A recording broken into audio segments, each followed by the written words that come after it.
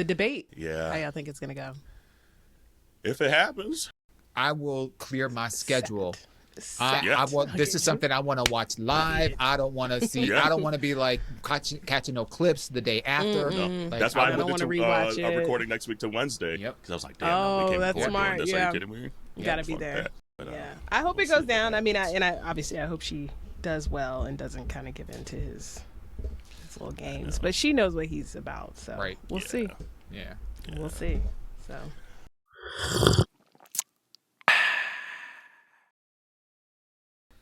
Hey, community. Here's what's brewing today. Usher, huffing and puffing. 106th in Park. Curiosity with me.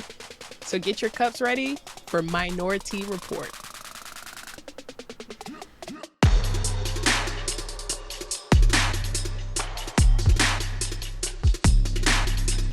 Hey, welcome to Minority Report. It's Auntie Carell. It's Auntie Duan. And it's Auntie Kris from Bad Queers. Hey! Look at that. Look at that. Little sis Kris. I know, right? I know. And this time it's Henny that's jet setting across the globe. It's usually Dewan. We're like, where in the world is Dewan at? But this week it's Jarrell overseas. So we got the idea set. You know what? Let's tap into Kris right quick and see if she can hop on over and fill in for Henny this week. Here I am. The funny thing is that they both, Shayna and Henny, are both in Rome for like one day. Like I was like, y'all planned that? How'd that happen? I know. I'm like, damn, they just left me again. Their late summer European vacation that they have going on. I love it. I'm kind of jealous. I I know I'm seeing like the pictures and the reels and like the Adele, like Shayna Adele concerts and shit. I'm like, damn. Yeah. Which, good life. by the way, like, did you see that she just kind of like announced that like after her residency, like she said it's a wrap. She said it's a wrap. I'm hanging it up. Yeah. She said I'm hanging up for a while. Wow. She said I ain't gonna be singing no more. Yeah. That. Y'all. It's y'all. Y'all did this. Wore her out. So, honestly, I hope her man is wearing her out because she deserved all of that. I think Rich Paul is. And he probably said, you know what? I want you home. She said, okay, boo. Right. Okay. But you know what? We have enough. What's interesting, and I know she's an iconic act and makes buku money, but like in general, like making money off of music is so low now from what we grew up knowing. Like it's like people's like opening day sales are so. It's interesting. Like I'm not an opening week sales, but remember how that used to be a big thing when we had to like buy. Oh, yeah, absolutely. But we would have to go out and buy physical copies, and sometimes decide between you only get one because it's like I got $20. That's it. You get one, so somebody has to be real good. But now it's how they count streams is. You can get an album and a single for under 20. I used to love me a CD single. The single because it was never a single. You always got two. You got a good one and a bad one. And a bad one. Right. I did not want and then you get the instrumental though too. You get the instrumental and maybe the acapella. Yeah, exactly. But the way they do streams now, the way they count music, the way it's sold, it's like they don't really make a lot of money off of music for real. I mean, touring, yes, but right. Which kind of sucks though, because like it does. There's a lot of people out there doing stuff that other people can't do, and they've just like made it to pennies that it makes folks not want to really invest in it or capable of investing in it if they want to invest in it. Yeah. Because it's like, damn, ho, I ain't making nothing. Shit. Yeah. Have to do other things, or you try and swing for the fence of the viral hit so you can get your Wendy's franchises, or I don't know. Just like, get your Chase Bank commercial. Get your Bojangles. Not Bojangles. Get a couple, three Bojangles in the South. Look, it be them entrepreneurial opportunities, them franchise opportunities that be keeping a lot of these people like afloat, not these music careers. So exactly. Yeah. The first person that comes to mind, I think, is Sweetie. I think she's done pretty well with her corporate deals. Yeah, like, sure. Because nobody's going to with check lack for her of music. music. I mean, because her music, whatever, but it's like, there's nothing to write home about. But she has turn. Because in my mind, gray. I got to pick like either Saweetie or Lotto. Like they like one and the same to me in my brain. Yeah. And I kind of like Lotto a little more. I think Lotto cares about the music a little bit more than That. Sweetie. That. Yeah. A little bit more. But So, Sweetie, like, God bless do you, Sweetie. Sweetie? She stays with a deal. So Hey. She's like, I I think- got these coins. I think Shaq has done pretty well after his music career as well. Shut up. Shaq. We didn't know where it was gonna go, but it did So, go. we Yeah, still don't. he is still. At least the music side. Yeah. Who's had the better successful commercial career between the two rappers, Shaq or Snoop? Snoop, for sure. Snoop, of course. For sure. Yeah, For sure. I mean, Well, yeah. These rapper battles between Shaq These rapper and Snoop's battles, right? Come on, legendary. Shaq. Go sit Shaq. down. Go dunk a ball. Just dribble a ball, Shaq. No, Shaq I'm has done everything. Shaq has done, and Snoop has done Both. everything too. Both have Low done key, everything. personality wise, like I can watch them both all day. It's kind of Yeah. like and George Foreman as well. Like Yeah. like What's George Foreman doing? Damn. not That's a George throwback Foreman. name. Charles Barkley. I'm sorry. Oh, okay. okay. Same. You know what? When you said George Foreman, I when I legitimately started- thought of Charles Barkley, though. What Might as well. A grill away from being the same A person. grill I was away. a grill away. It's funny how the mind works because my mind was jumping to my next thought, which was about like who's had the best endorsements, and that's where he came from, and but in my head, He sure did. yeah, Everybody low key had the grill, the George yeah. Foreman back in the day. Oh, though. got the absolutely. 90s. The Like 90s he and made some the buku. early aughts. Honey, I had Put that up shit numbers. in college. That shit was fire. Put up numbers, okay? Numbers.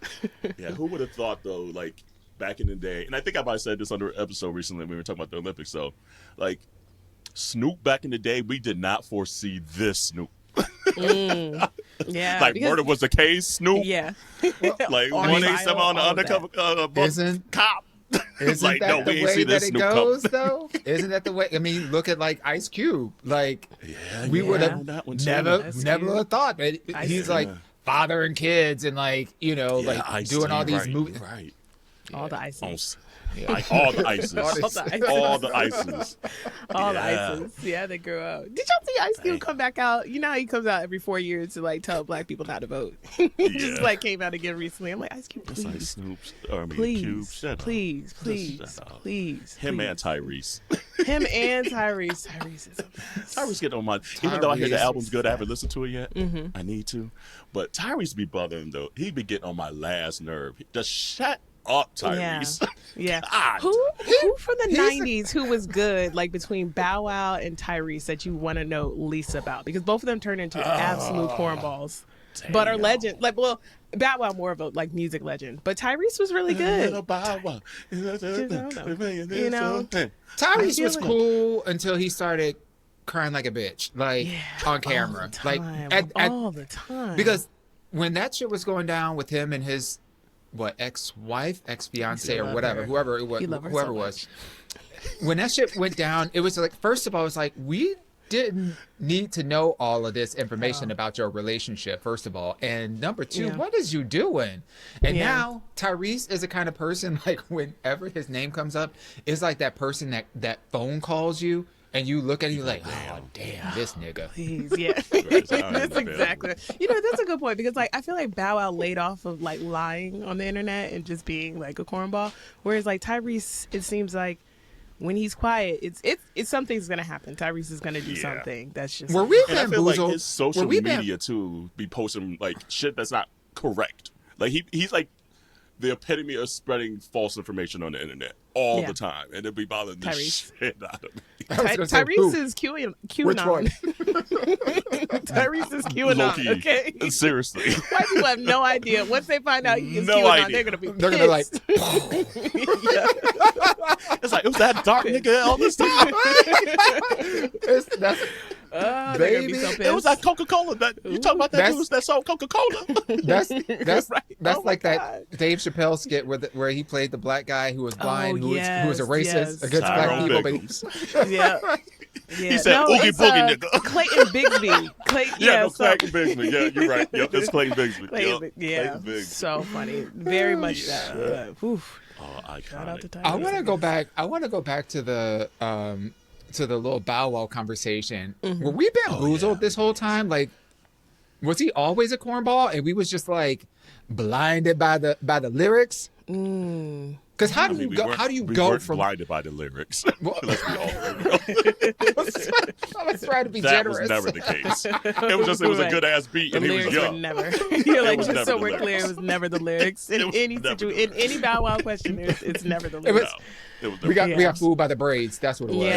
Yeah, and he was so cute. He was just like, why not? You know, come on, exactly. Raps. You know, you know what I think it is. I think the longer a celebrity is a celebrity versus like not, like he started really young. Like it already just puts him on a trajectory that's just like Well, after you peak, it's like what do you do? Where do you go from there? And even like being on like 106 in Park. Well, 106 in Park. Sorry, I never heard nobody calling them 106.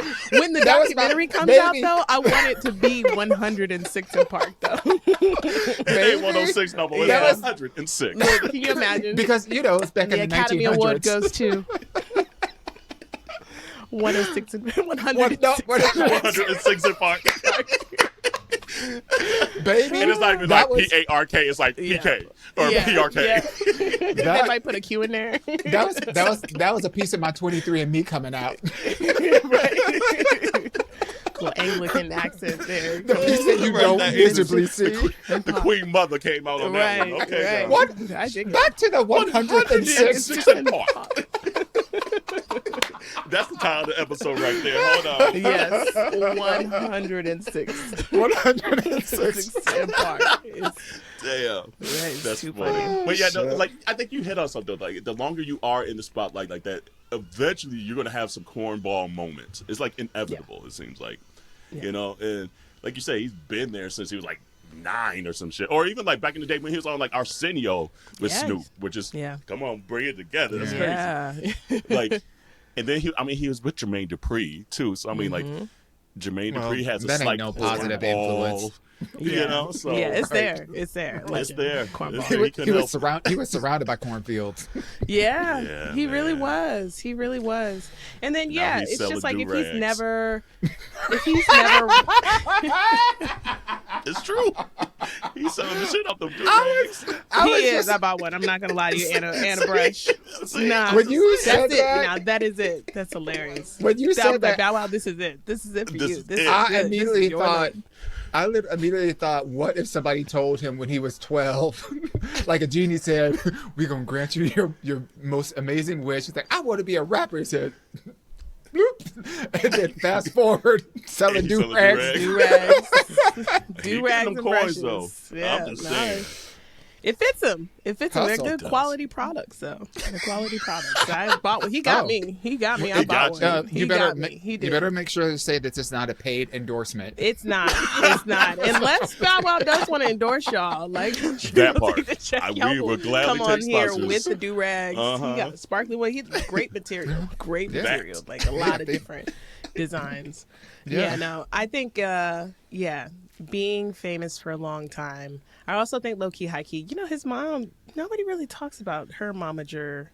You know what I mean? There's a lot of black momagers that are like, you don't think about. Like, like you think of Brandy's mom, I think of Ashanti's mom that's always like ever present. But Bow Wow's mom was pretty out there too. So be a new unsung for somebody to do with these 90s, 2000s. And he's young enough to make another comeback. That's the thing too. Like everyone has a moment, especially if you start that young, to have a revitalization where like, damn, where Bow Wow been at? Yeah. Oh, damn, okay. We like a comeback story. Dropped this new movie or dropped a new product that's actually hot or whatever. Not actually, that was very condescending, but that was hot, period. Because there was a Bow Wow moment, so I'm not going to front. Everyone was seeing some little Bow Wow shit. Yeah. Since we're talking about littles and comebacks, is there a chance in hell that Lil Mama can ever come back?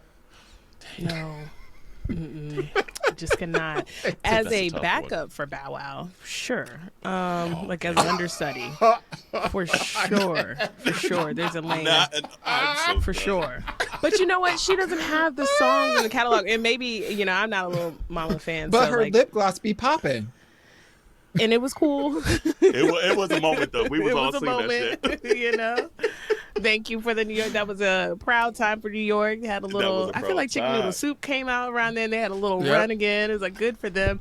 I'm sure it charted on 106. 106 apartments. 100 the shit out that song. 106. Yeah, they played the shit out of that. But yeah, no, and just to wrap up Bow Wow, I think because he didn't go to school and he didn't get bullied until he got bullied on the internet, this has set him straight. Like Tyrese, it doesn't seem like the bullying is working, whereas like I feel like Bow Wow's bullying is starting to we're starting to bully, maybe, I haven't checked him in a while, but maybe we're starting to bully Bow Wow into a good person. Like I think we're close. You might be right. You know? He never went to school, you know. Yeah. So sometimes he you gotta needed that bully a little education. bit. It shows. A little bully. You know? Yeah, Just a little. Damn. Know where the guardrails are. So, you know. So. Well, speaking of momager, though, like I went and saw Usher last week.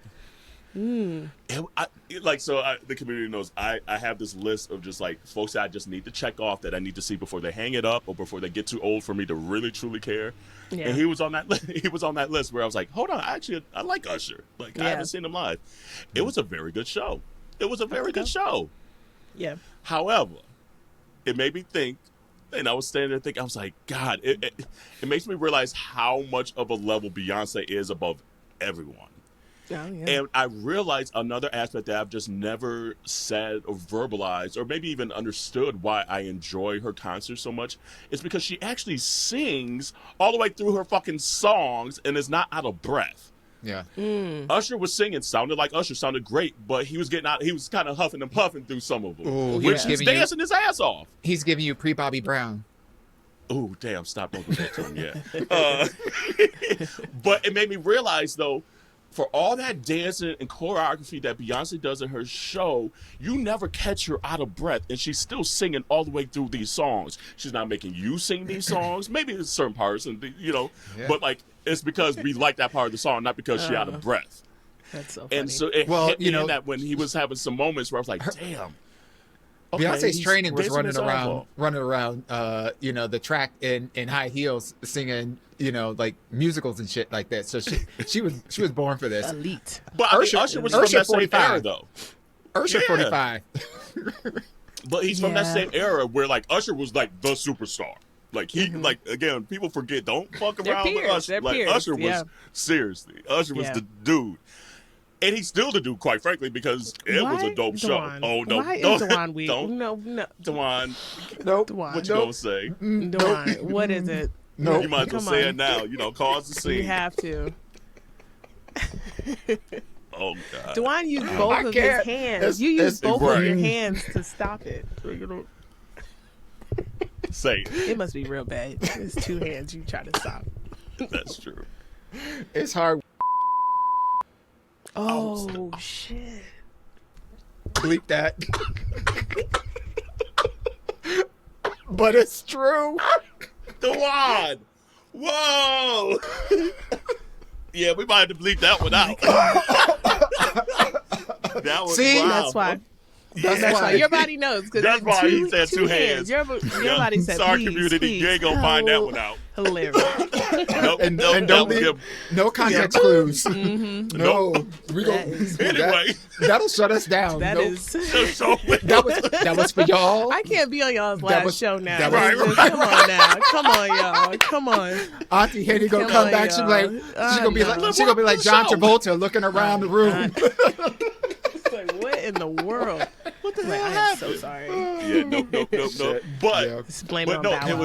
was a very good show, and you honestly forget how many damn hits this human being has because Yeah. it was just like hit after hit after hit. I enjoy his new album, so he been sprinkling in some new songs from the album. Mm-hmm. Like the opening of his show is the opening of the new album, which is super okay. fitting. Like it's a very Michael Jackson-esque, off the wall vibe. Okay, I was gonna ask is it off the wall? Yeah. Okay. It's Okay, a very, and it's actually probably my second favorite song off the album because I play that one a lot. So, but again, it just reminded me. I'm like, gosh, there's a lot of performers that when they're dancing, they just don't have the breath anymore because the choreography's so good. Yeah. But I was like, except Beyonce. I was like, I for don't know how Beyonce. she out here doing this shit. I don't get it. I don't get it. She's the Yeah. hardest It's, like, working woman noticeable. in show business. Absolutely. It truly is. It just shows because Yep. Yeah, he was a little out of breath during the Super Bowl, right? He was like on the field part of it, where I was just like, bless his heart, because he was singing, and give it to him to sing, because a lot of the new acts, especially, don't. A lot of people but don't. You're right, like and I've only done I've done one solo Beyonce concert I did on the run, but like sang the whole time. Like you never go to a show leaving like, damn, that girl was out of breath. Yeah. Don't say that. And 3 hours. It really just 3 hours. It depends, because it ain't like even the 90 minutes. Kendrick Lamar pop out concert on Juneteenth. Yeah. Like he rapped that entire time. Yeah. Enunciated everything with that hot ass hoodie on, and like it was just like, like you don't even see rappers that can do that. Like he did the entire show in that hot hoodie, and every time he rapped, you heard every single word and all that. Yeah. So like it's a skill. It's a skill. It is a skill. It's a skill. It literally hit me in the middle of it, because I was like, wow, I'm really enjoying this concert. I was like, this is very well done. It's what you want from Usher. Yeah. But then I was like, damn, even Usher out here huffing and puffing.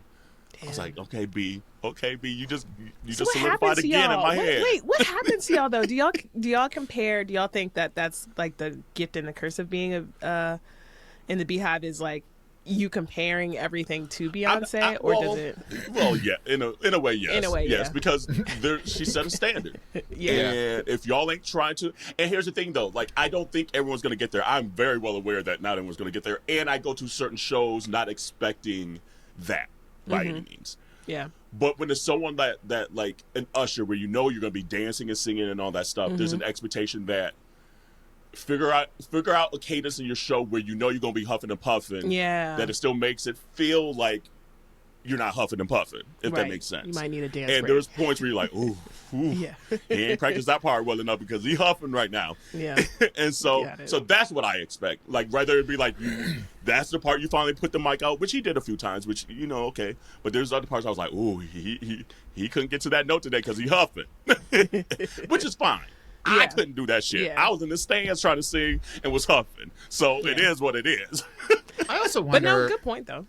I also wonder, like, how hard does he really want to work? Like in this part of his career, like I get it. Beyonce is on just a completely different level with her artistry and like being so involved in every aspect of her tours.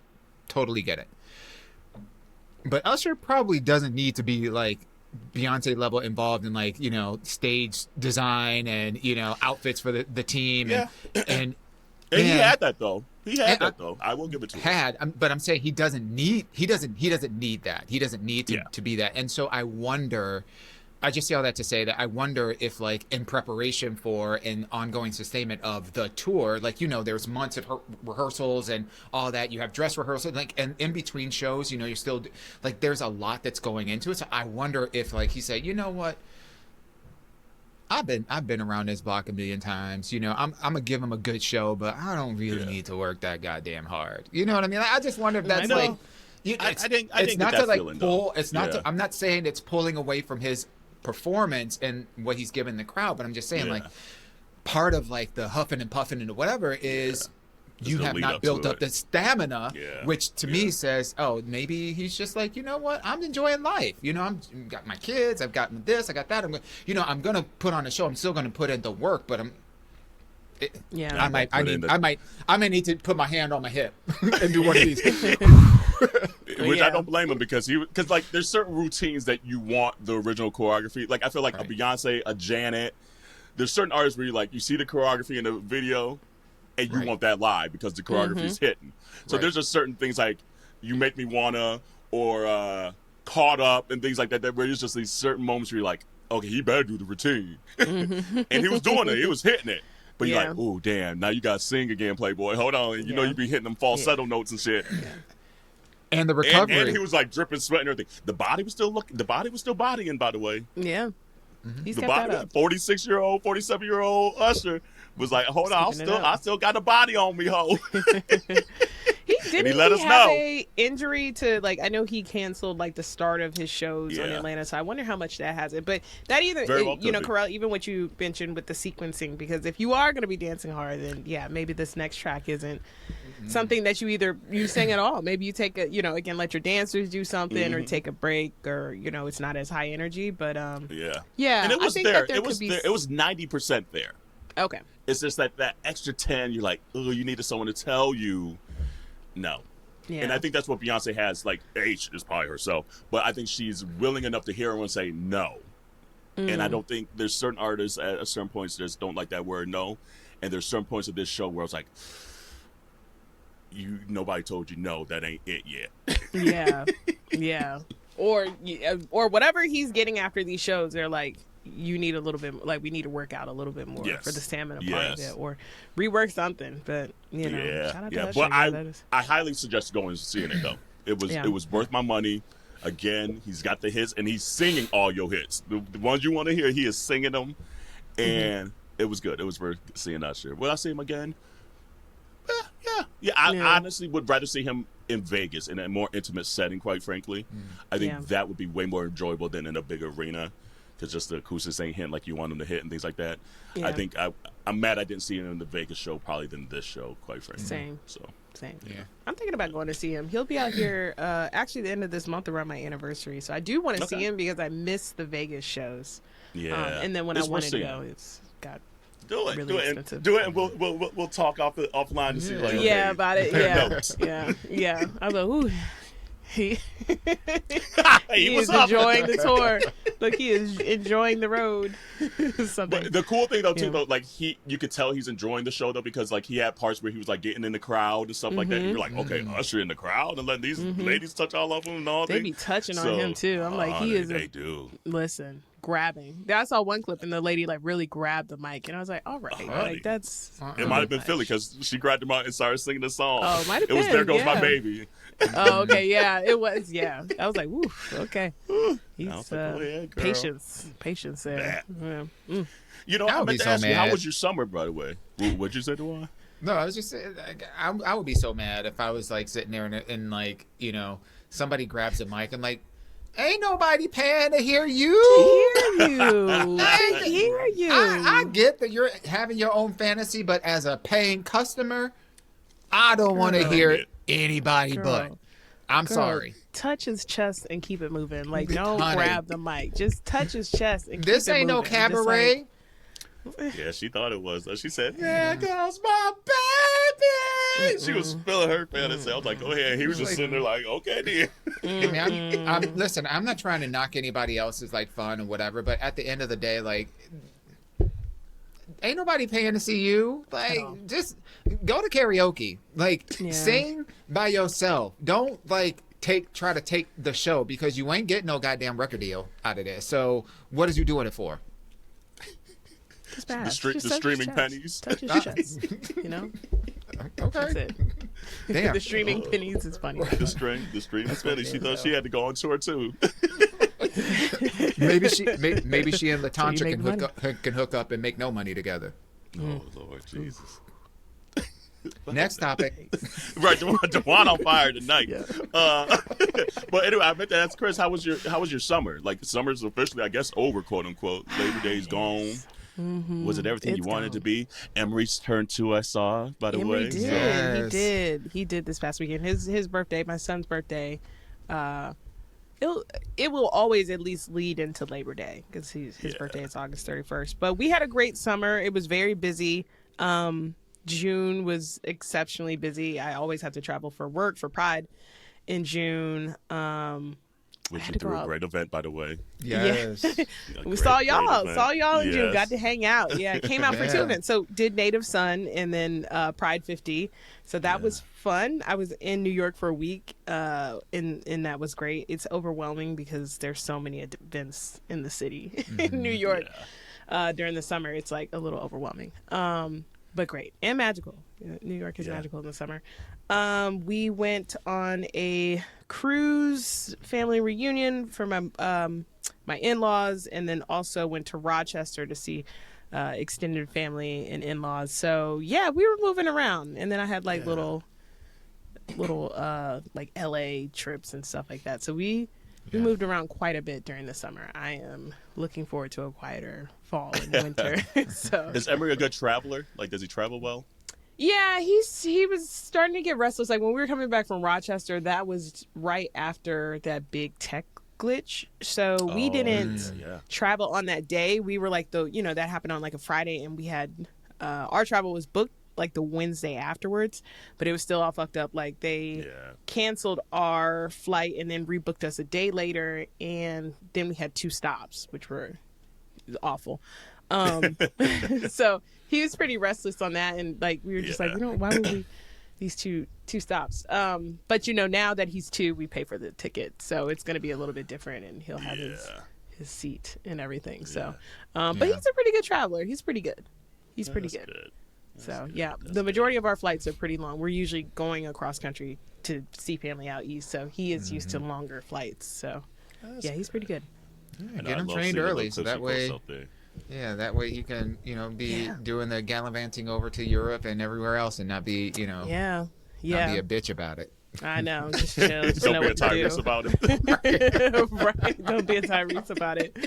Yeah, so it was a good summer. How about y'all? How did y'all have a good summer? Yeah, it went by fast. It did.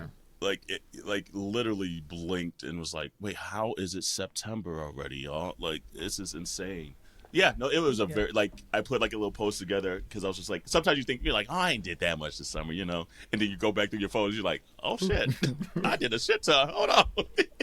And so looking back, I was like, gosh, it was actually a very good summer. Like, obviously June was like kind of crazy for the same reasons, but then even just like July, it was like Corey's birthday, so traveling for that, and then did a couple other prides and went to San Diego and all this stuff. So I can't complain at all. It was a good time.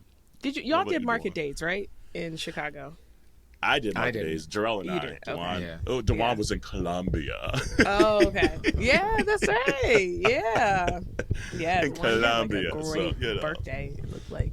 It's like It was amazing. Honestly, I've been saying this for a while. This feels like what summers used to feel like before the pandemic. Like this whole summer, like, there was like flight prices were crazy fucking ridiculous, and y'all need to cut that shit out, because that's not cute at all.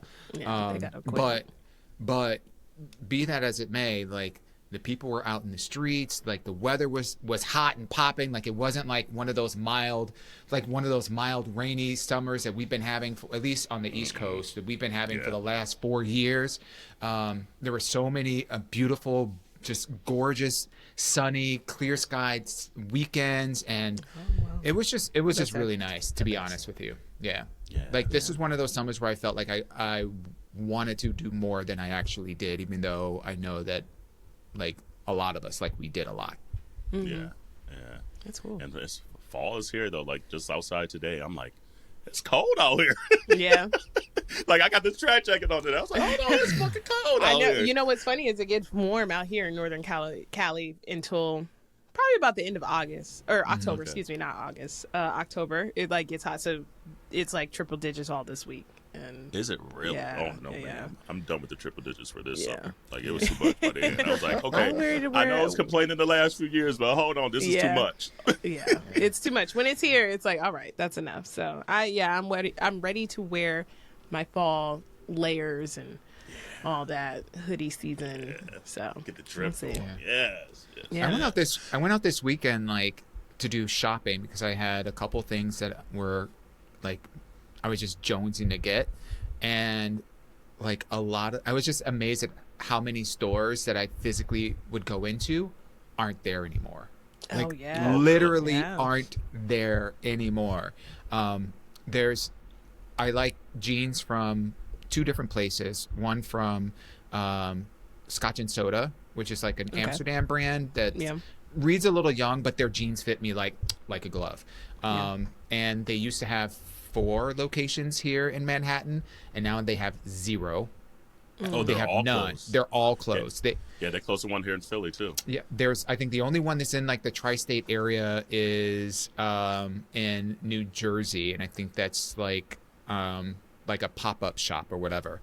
Interesting. So that's disappointing. And then All Saints, I like a lot of All Saints stuff, and I like their jeans specifically. And like all of their stores closed. They used to have one big one on Broadway in Soho, which was kind of like their flagship the store. rent too high down here in Soho. and then they also had another one on Fifth Avenue. Coming in enough. They had another one at Fifth Avenue at Rockefeller Center, and then they used to have another one in Soho that they closed and moved to a even smaller store. And I walked in and I said, "Is this it? Y'all ain't got no other floors?" They said, "Nope." You're like, is this like a capsule collection going on, baby? Just like, I pirouetted my ass right back out the door. It's like, ain't no sense in me. Like, what y'all got? Y'all got three things. Back online then. Yeah. I wasted all day coming down here to do this shopping, and like the stores that I was really interested in shopping, like they were gone. So that was a little. Do y'all still wear disappointing. white after Labor Day? Is that still a thing? I wear white all the time. You know what? I don't like all white parties, and I know this is like, something as a black person it should be in my blood. I hate it. I hate all white. I really do. It's just because it's clumsy.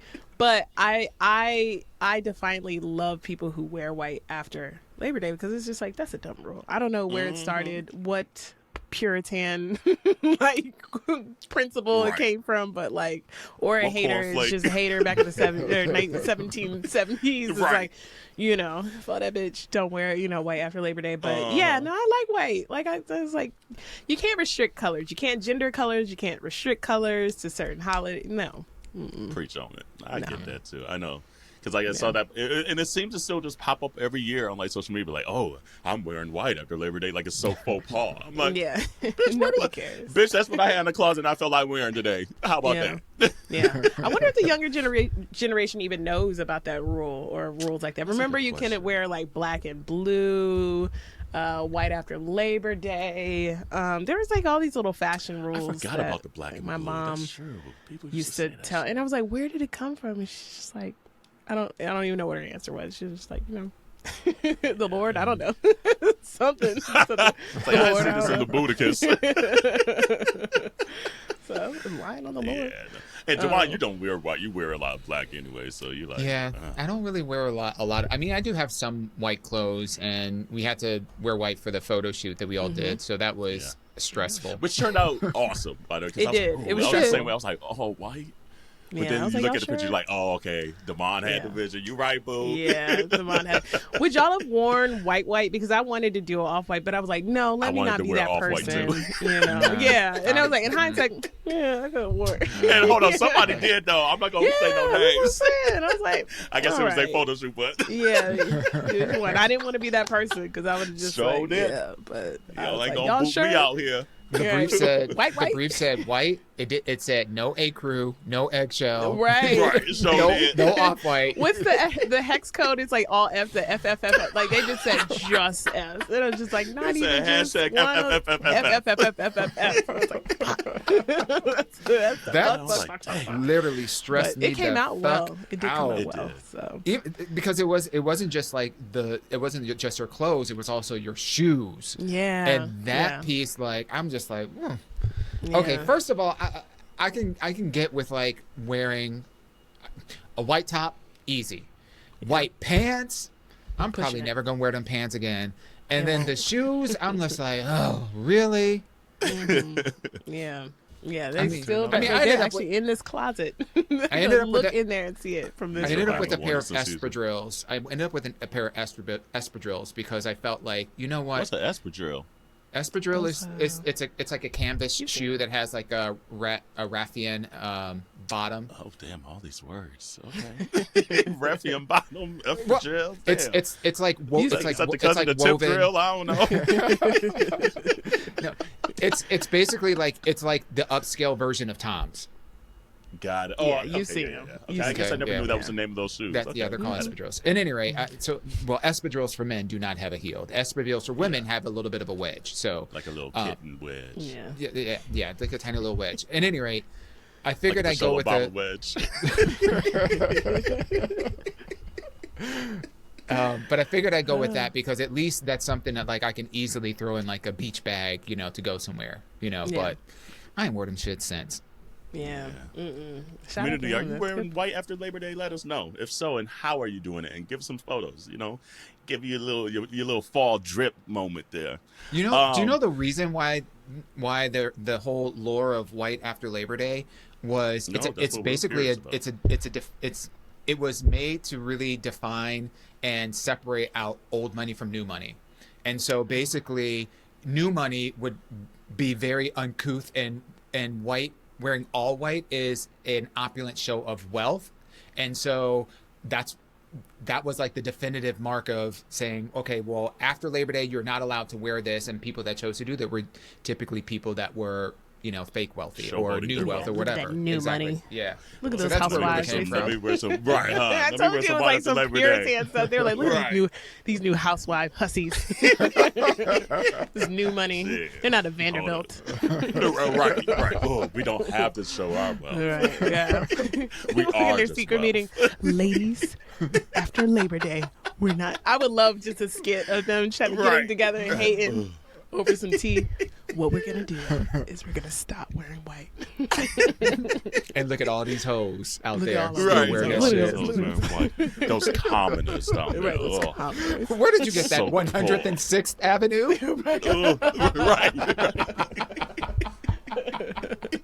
Bingo. Oh, very well. And I meant to say this at the top because, I know sometimes people by the middle of the episode, they don't be listening. But September is also Suicide Prevention Month.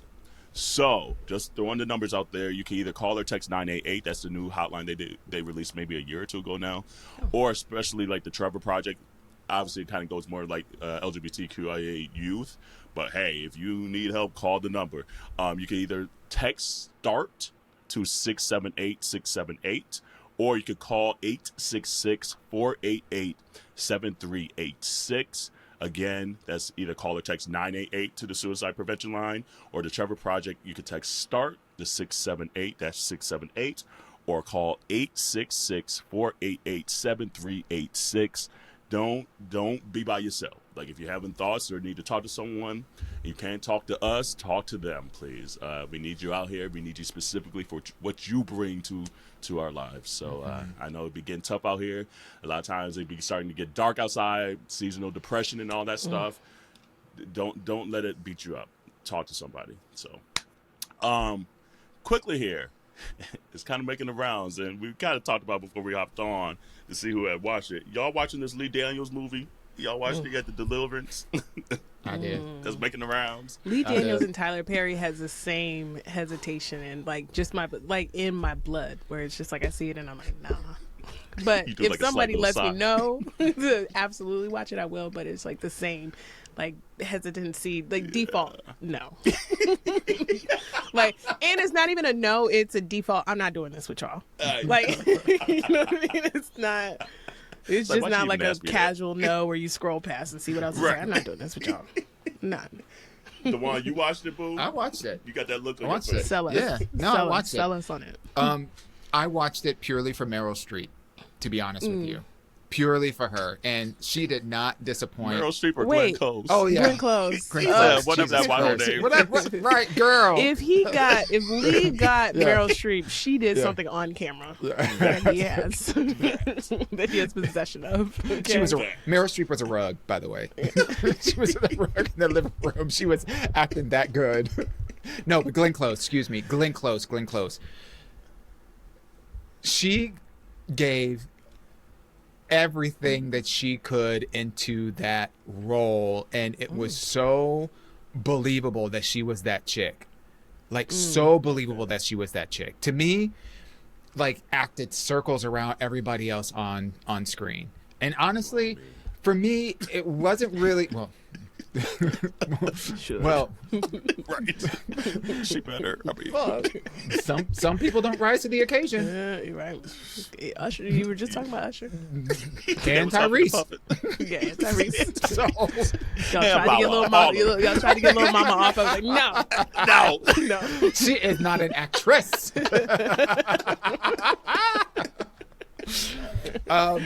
Is it worth it to watch? I would say It's definitely entertaining. It's can you miss it? You can absolutely miss it, but it was absolutely ravishing watching Glenn Close play that character. Describe the character just in case the community haven't seen this. I'm Glenn assuming Close I've never seen this stuff. So the movie is a horror movie.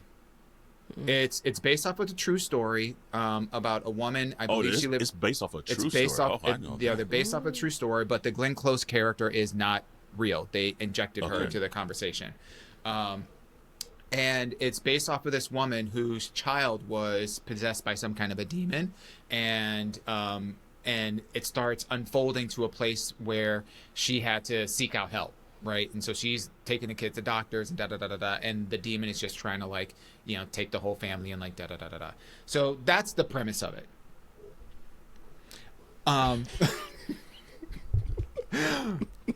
But the characters were like people that you know of. Glenn Close played the white mother of supposedly a biracial child. I think that was fake. I think the woman that they based this off of, I don't think. Well, I don't know for sure. I don't want to, like, you know, speak on other people's racial makeup without any proof or whatever. So, but at any rate, in the movie, she plays the mother to this woman who has 3 children. Her husband is in Iraq, and her daughter, the kind of like main character of the story, she has issues with alcohol and, you know, child neglect, and she has CPS on her back, and she's, you know, barely making ends meet, and she has her mother moved in who is dealing with, like, cancer and all kinds of other ailments, and they've had a fractured relationship, so they're exploring, like, generational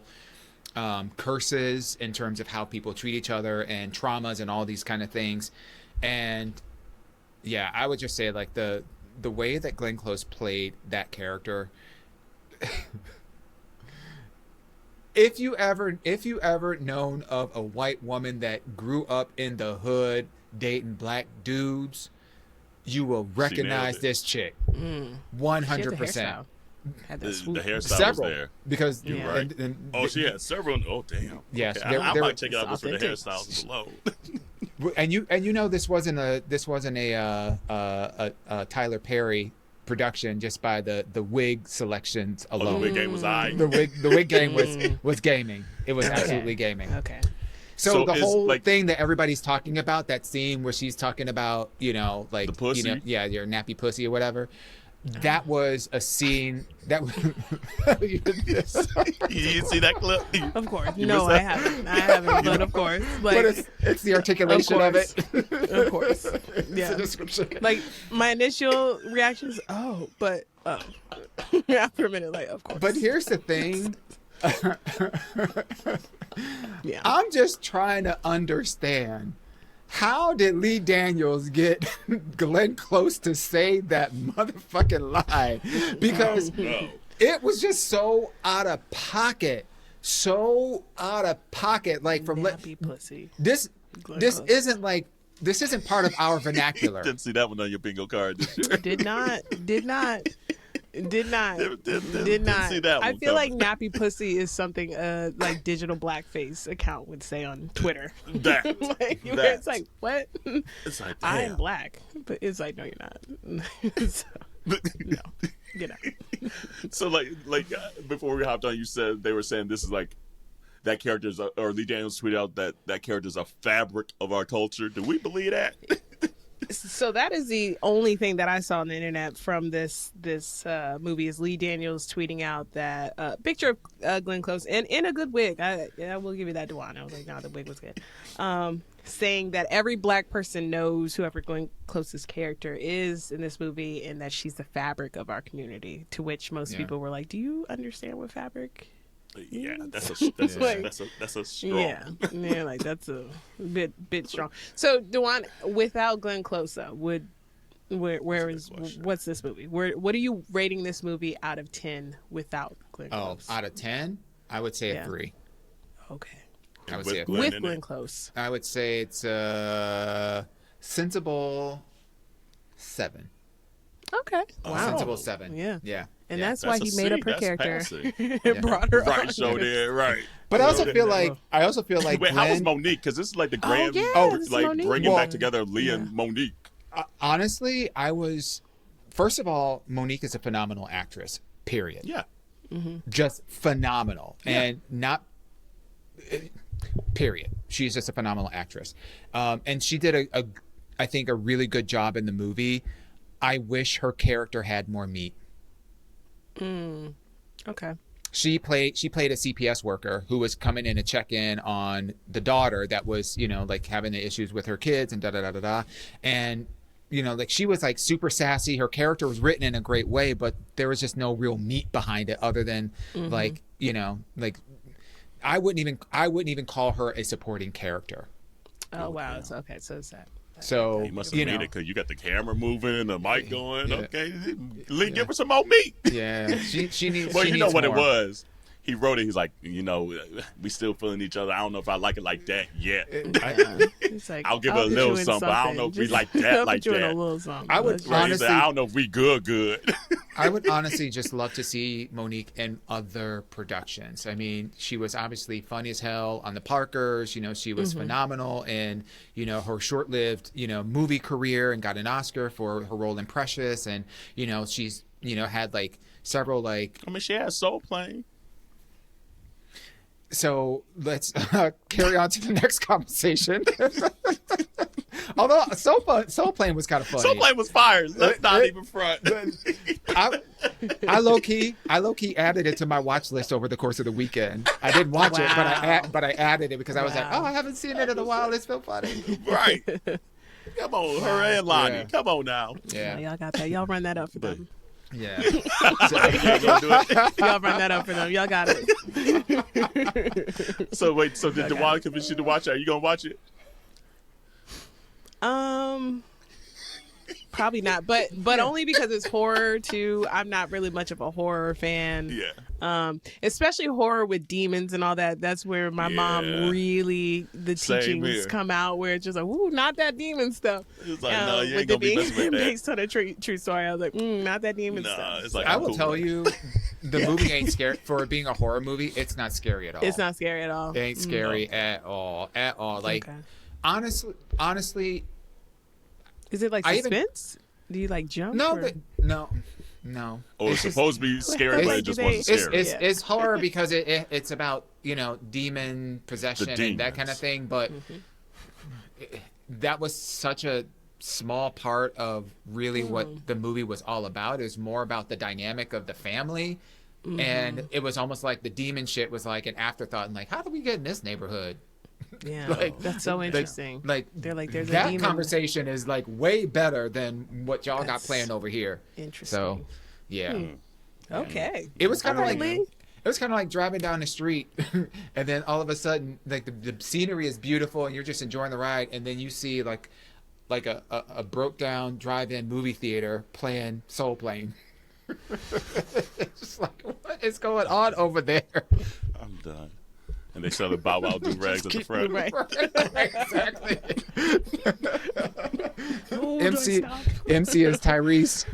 Right. Oh, God. Thank y'all for coming out today. Right. Yeah, no, I need to be in this neighborhood. Yeah, I need to get out. Just turn it around. I'm just turning around. I just pulled in here to turn around. Yeah, I'm not stopping. I'm turning around. That is so funny. Like, let's see. Should we do Ask Your Aunties? Because we still want to do a Curiosity with Kris as well. There's still a couple things on the list. I don't care what we do. What y'all feeling? Let's do the Curiosities. Yeah. Okay. We can save our AYA for another episode. Okay. Hey, community. A lot of you have asked how you can support Minority Report outside of the sharing and downloading and subscribing and leaving reviews. But you can also buy merch. Come on, baby. I know that's right. And we have a whole lot of options, from clothing to pillows to tumblers and bags. And we continue to update all of our stuff with new styles, new colors, and new products. Jarrell, where can they get all that stuff at? Well, they can get all that and then some at minorityReport.com. They can find all the goodies, find out additional information about your aunties.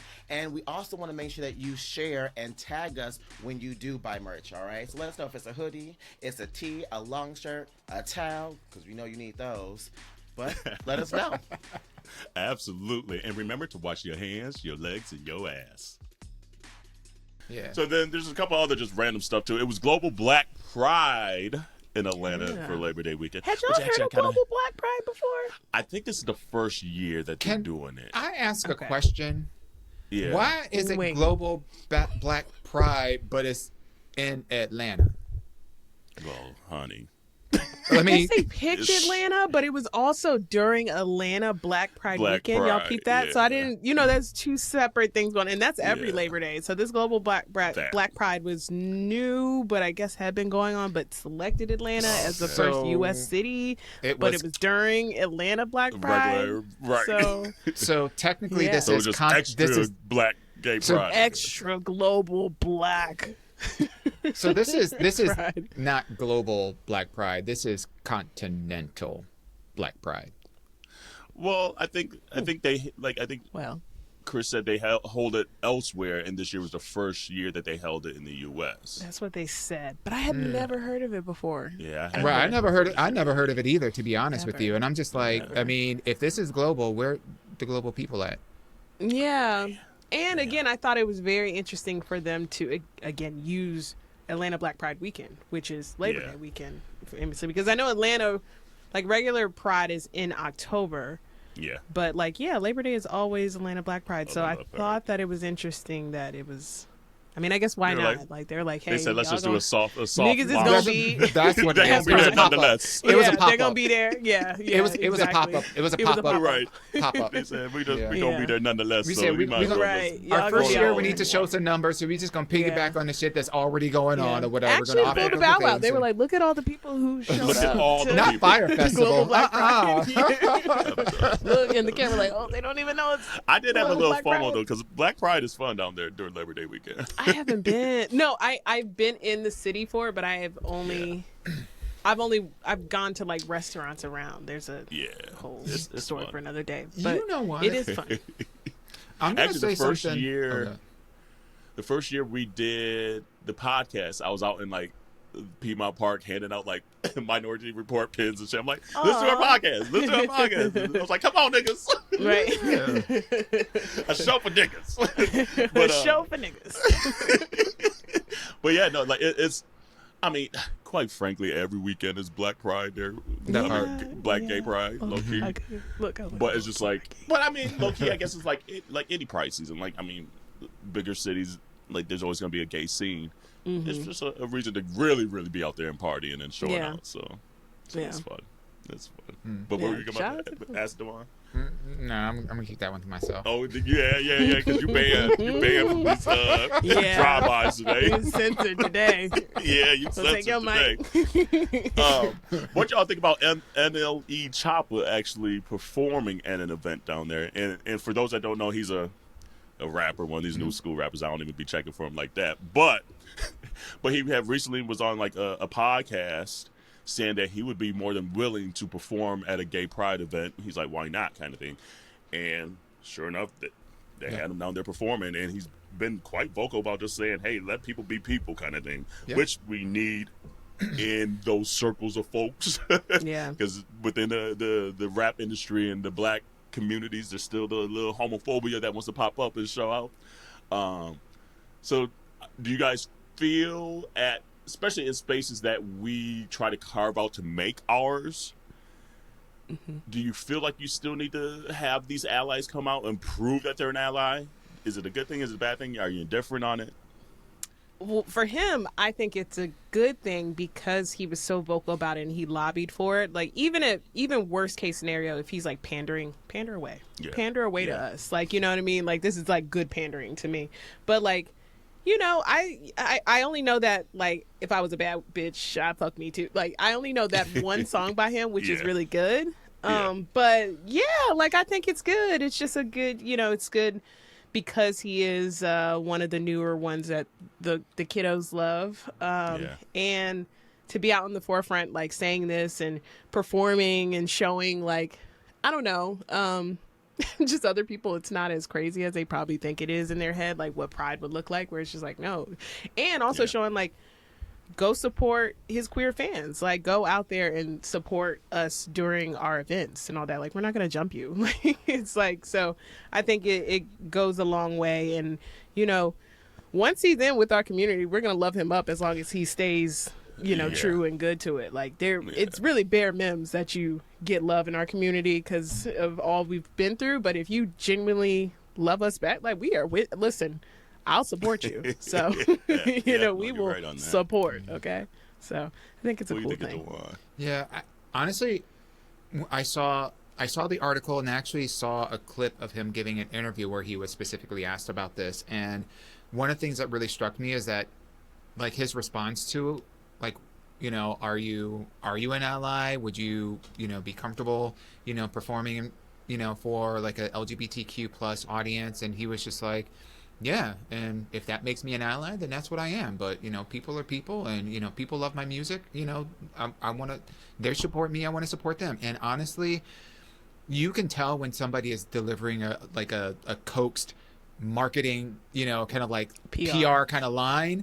Mm-hmm. This felt real, authentic, just genuine from the heart. And honestly, like, I say good for him and good for us, because it can open up a lot of doors to blurring these lines between, well, what is straight music and gay music and da-da-da-da-da, and, or, you know, queer music, or however you want to call it, and just open up more doors for people to just lean more in. And, you know, like, it's a far cry from, like, you performing a paid gig at an event that there happen to be LGBTQIA plus individuals attending versus you being an ally of the community, you know? So, like, the two don't equal in my view. Like, being an ally means you stand in and you stand up for you showing up.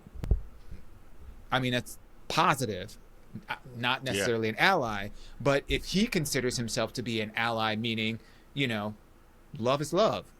And I will support anybody who wants to do something that isn't hurting anybody else and is, you know, and fulfilling their dreams or whatever.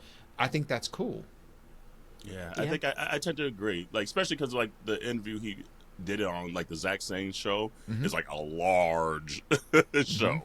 And, like, all the Gen Zs be watching that show. And so, because he'd be pulling, like, Ariana Grande and all this other folks on that show. So for him to do it in that, and then a couple weeks later, maybe not even a couple weeks, like this was like last week.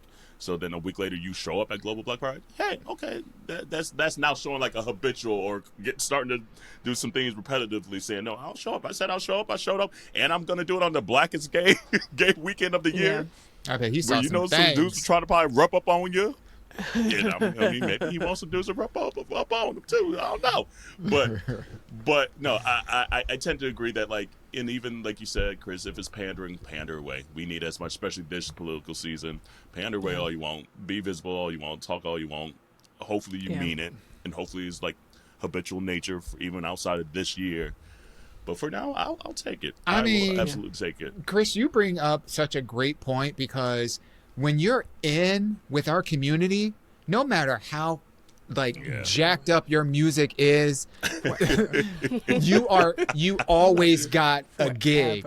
So in my mind, it's hard for me to even reconcile, like, why don't other artists get in on this? Like, we've been holding Crystal Waters down for damn near 50 years. Like CeCe Peniston, Salt and Pepper, like who's the queen of the gays? Martha Wash. No. Well, yes, but well, no, yes. The one that be at every single Pride. Deborah Cox. Yes, Deborah Cox. Her. She be at every single crowd, but she ain't got to worry where that paycheck is coming from. Ever. So every year, and you don't pick a city, right? You don't even have to come out with new music. Like, you can just rock the same old shit, and we will rock that shit with you, and we will buy it again and stream it again. Like, this to me is a no-brainer from a business perspective. Like, you go where the money at. Yeah. You should, like, again, and I like that he was so, like, from the videos I saw, he was taking, people's phones, making sure he was performing on it. He was really into it, but it is just a way, to show, like, go support the community that supports y'all.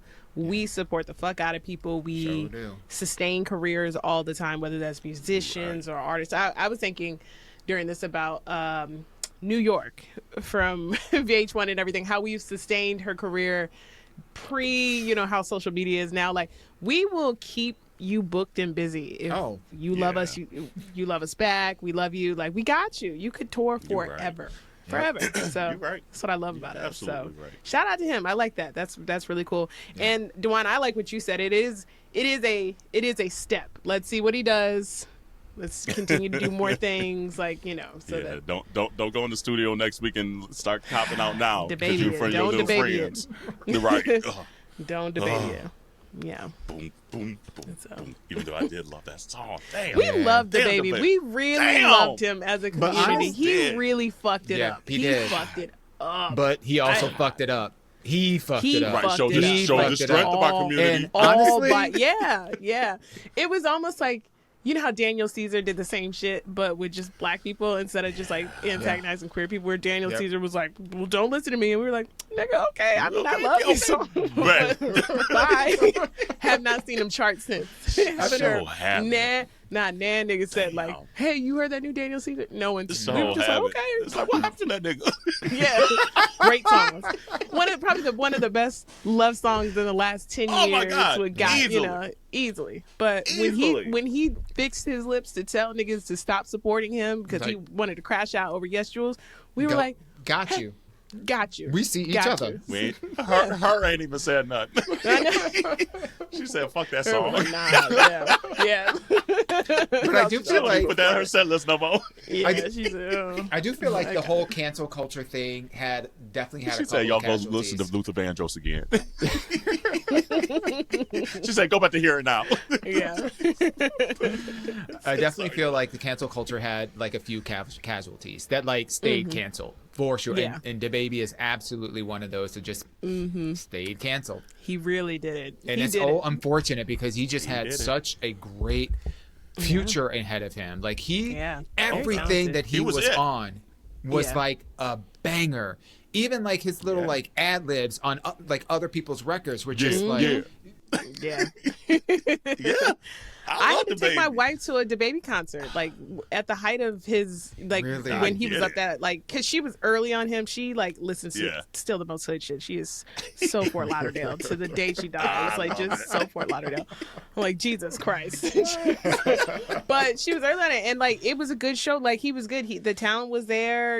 Again, the music was there. The hits were there. He had a wonderful work-wife relationship with Meg, and it just all fell apart. Like he could not. Like he destroyed himself. Like that was such an unforced error. It wasn't even like on. And it was like so unnecessary. It was so stupid. Unnecessary. So unnecessary. So stupid. It was so, and he kept making it worse. Like it was like every day he got on and kept saying like the wildest shit. Where it's just like, all right, I can't even. Why can't Lil Boosie get some of what he got? Because Boosie stays saying like the most fucked up shit, but like people don't like that. Niggas love Boosie though.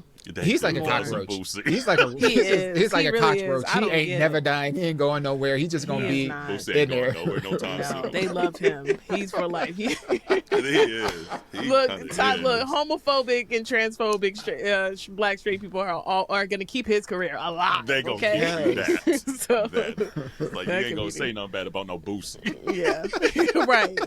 Black QAnon is gonna keep the Black Tea Party is gonna keep this nigga alive on the circuit. Okay, Jesus. Every time. All right. Well, Kris, since we have you, and I don't know if we ever did this when you guys have been on the episodes the last two times, because I think we just always enjoyed talking that like we're like we run out of time. But we said, okay, no, this time we gotta do a segment, and it's called Curiosity.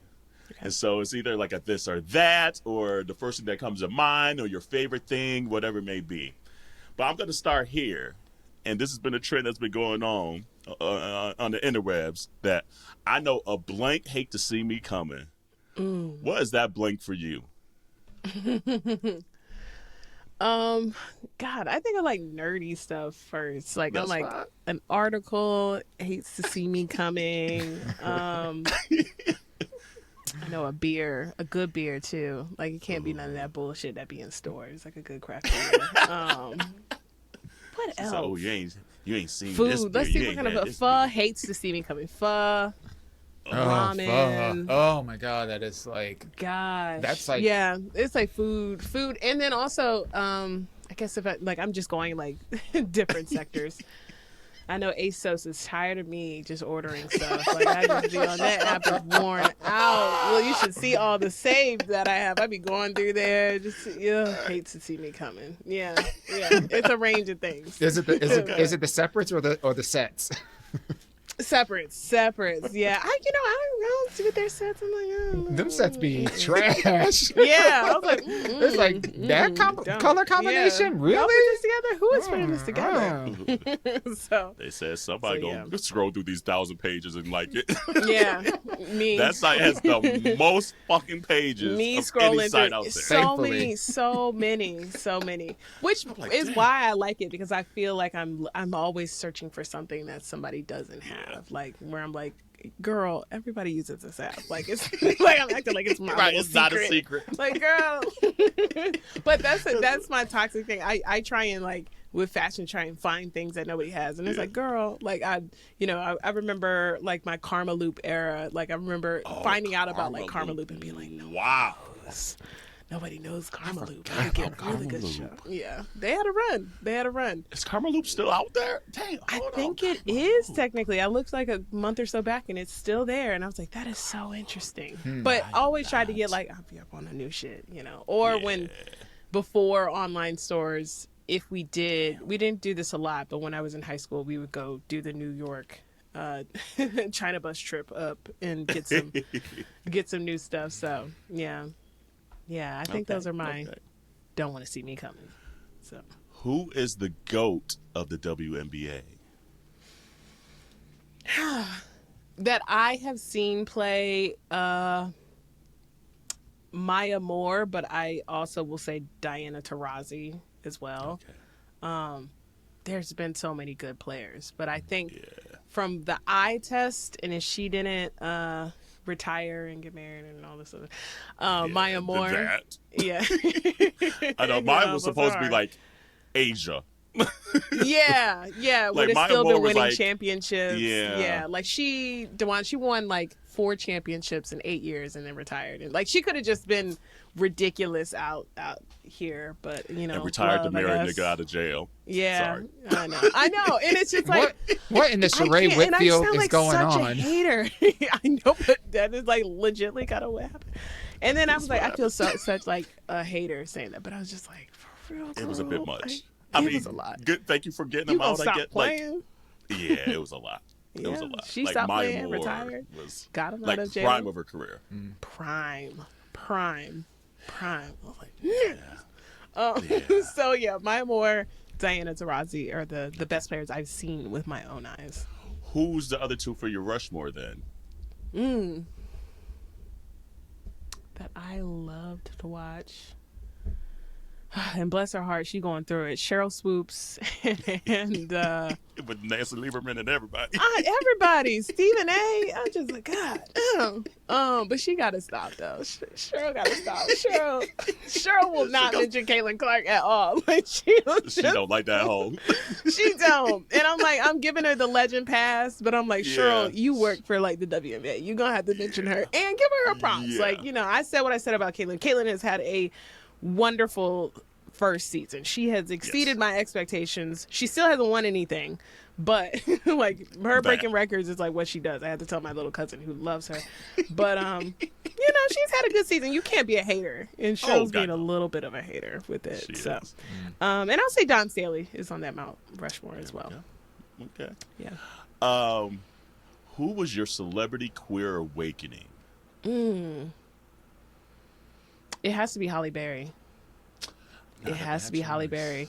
Halle Berry in the 90s, just the plethora of movies. It's like you see her with the mushroom hair. It's like the mushroom hair. Oh my God. And just any of her looks. So you're just like, say Losing Isaiah to Boomerang to that fucking Flintstones movie. I don't even know what the plot of that movie was, but she was fine as fuck. It's like I don't even know what that Flintstones movie is about. She was just so bad. Like But she was just in so much. Why Do Fools Fall in Love? Holly in the 90s. Which is a great soundtrack, 2000s. by the way. It is. It is. I Halle listen to Berry that for maybe once a year still to this day. Yeah? So Halle Berry. I can see that. Yeah, Halle Berry for sure. Yeah. Okay. Yeah. Okay. The biggest impact. But I was a lusty kid, so there's a list. There's the Nia Long. Oh wait, who's on the there's like? Give me two more. Nia Long for sure. Oh, so you just like so the little she- pixie cut. You yeah, like the little she- Nia yeah. Long, Halle and Nia. Yeah, listen, anywhere they want to wear it, any way they want to wear it, they could do whatever they It's want. okay with you. Yeah, any way they want to wear it, any way. And who else was out there that I just adored? I really did have a big Aaliyah crush and all that. So that was a very big Aaliyah crush. Yeah. Yeah, it seemed very cool. E40 or Too Short? I'm an E40 person. He's funny. His lyrics are very funny. And then Very funny. low-key high key besides Blow the Whistle and all that T-shirt. It's like E40 has so many hits that he's been on. Like that yeah. So I'm an E40 Right. person. Queen Latifah or Da Brat? I just did a Debrat appreciation post. Queen Latifah definitely had the bigger impact on me. Like I love Queen Latifah and everything she does and all that. So yeah. Adidas or Nike?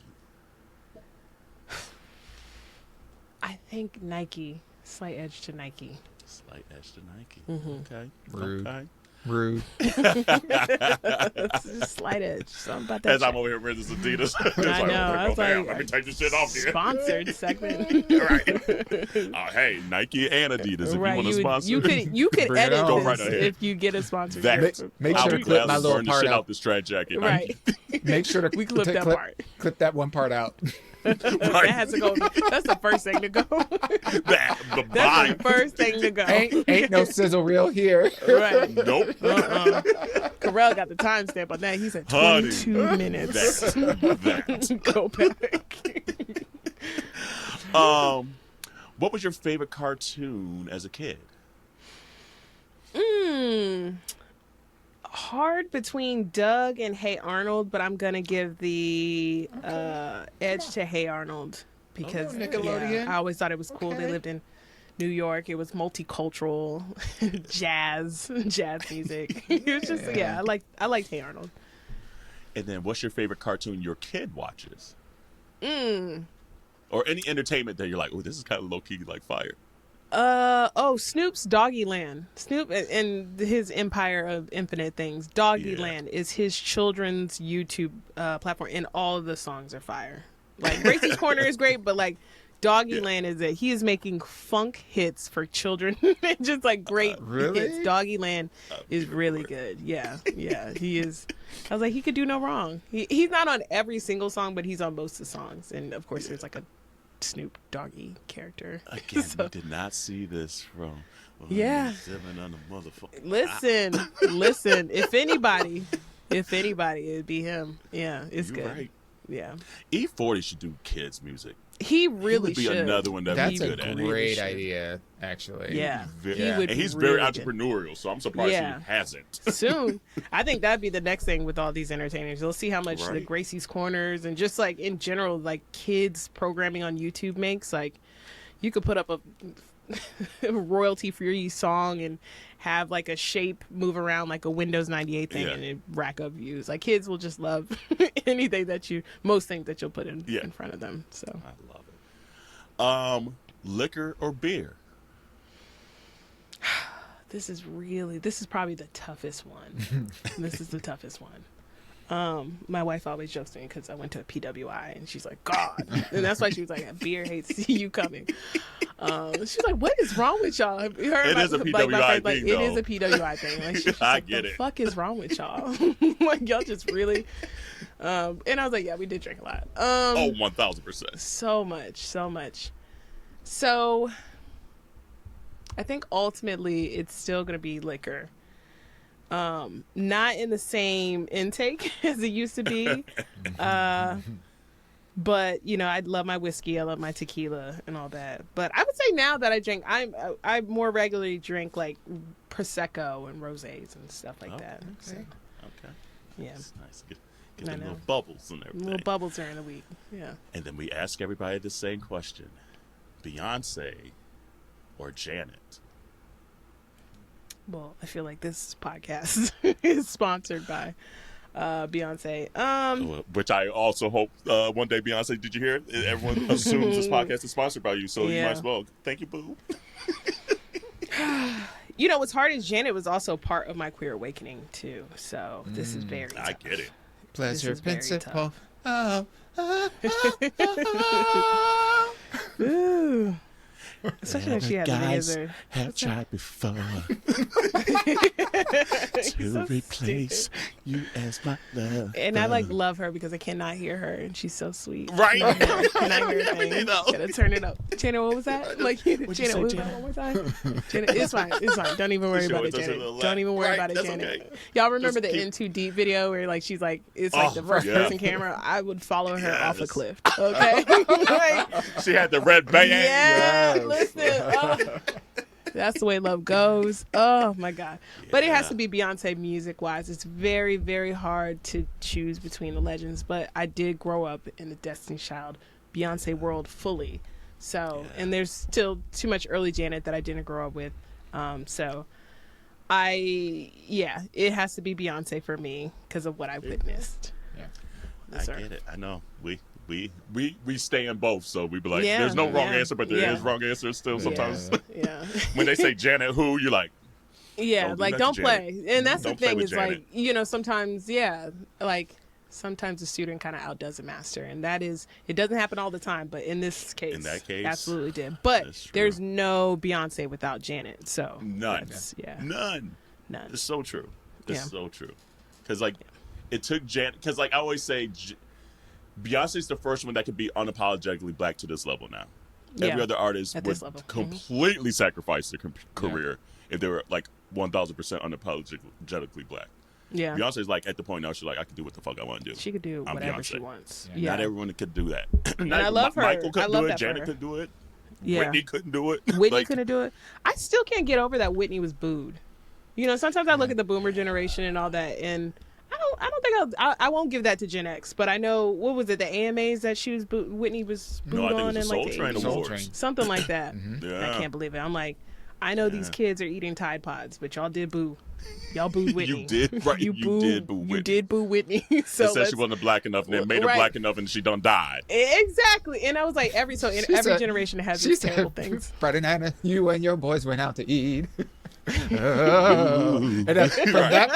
from that point on, they were like, okay, she really part of the community.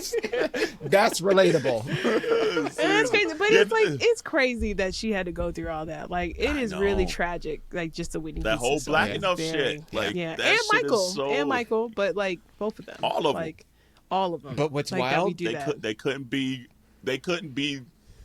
A, they couldn't be unapologetically black, and then B, we wouldn't let them be their brand of black in the spectrum of blackness. Yeah, yep. They couldn't be expansively black. It was like, no.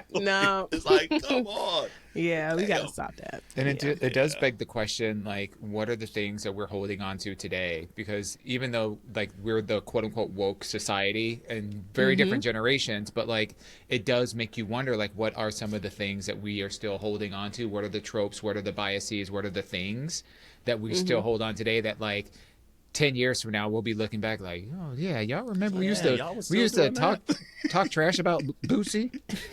Right. Can you imagine? And stand on it. Yeah, and did. And stand on Boosie? Not say Boosie. Fuck that nigga. And the churchy pledge. All that. All of that. Still. Yeah. I think what we'll look back on, I feel like so far as this generation, is that there is no nuance. Like it is hard one way or the other. Like there's no nuance. Polarizing. I don't know. I don't think the younger generation knows how to have those conversations or agree to disagree in the best ways yet, because they don't. They're still new, and they've learned how to talk on the internet. So I think that's a little scary with it, where it's just like you're either on my side or you're not. There's nothing in between. There's no nuance. There's no gray areas. Because that's the only way to get seen in their eyes. That's the only way to become viral. That's the only way to get the likes. It has to be polar. Yeah. The gray don't work on social media. At all. What is this gray? what is this nuance? What is this color you're wearing? Yeah. Oh, well, Kris, we enjoy you so much. You know that. Yes. We adore you. We love you so much. And you're welcome back anytime. But you. tell them where to find Bad Queers and all the information about Bad Queers. If y'all ain't listened yet, I don't know why y'all listen to our show, because that's our sister show. Yeah, absolutely. So y'all better be listening, subscribing, and reviewing. Thank you. But tell them where Thank to you, find and reviewing. Subscribing and reviewing is very key there. Thank y'all so much for having me on. I love y'all. I could do this all night, honestly. Right. But you could find me on the BadQueers podcast. You can find that wherever you listen to podcasts. We're on IG at BadQueersPod. We're on Patreon now at BadQueers Podcast. I'm gonna get a little Patreon on, so join that and support. And we're here on the internet. We're part of this. Doing things. We're out Beyonce here, streets. yeah. Content streets. We're creating for the people, just like y'all. Absolutely. So, even seeing the 292. I know we were on earlier this year, but it really is genuinely cool to see and know the work that goes into it. So even seeing 292, I'm like, woo. We're just doing maybe 225 next week and all that. There's no just though. Just. You're right. But it is it's an accomplishment. I'm like, ooh, y'all about to hit 300. Y'all about to hit 300. Isn't we that still crazy? don't even know what we're going to do for it. Sorry, community. We know it's coming up. We've been talking about something, and we're like, girl, where we going to be? We're like, oh, Jesus. I would love to see y'all somewhere, a dinner that was taped in a conversation. I don't know, something like that. Ooh. I would love to see y'all our doing something together. Yeah, getting drinks and just, Dewan saying something wildly inappropriate about. I'm about to say that's what the About podcast is every day. It is our dinner. It is our dinner conversation. No, but for real, it would be cool if y'all did something in person that we all just get to watch y'all and y'all's not, because y'all three together are just magic. So it would be cool. I appreciate that, love. Yeah. Well, community, stay safe out there. Oh, meant to say this at the beginning. Voter registration. You all know Auntie Tequila on here.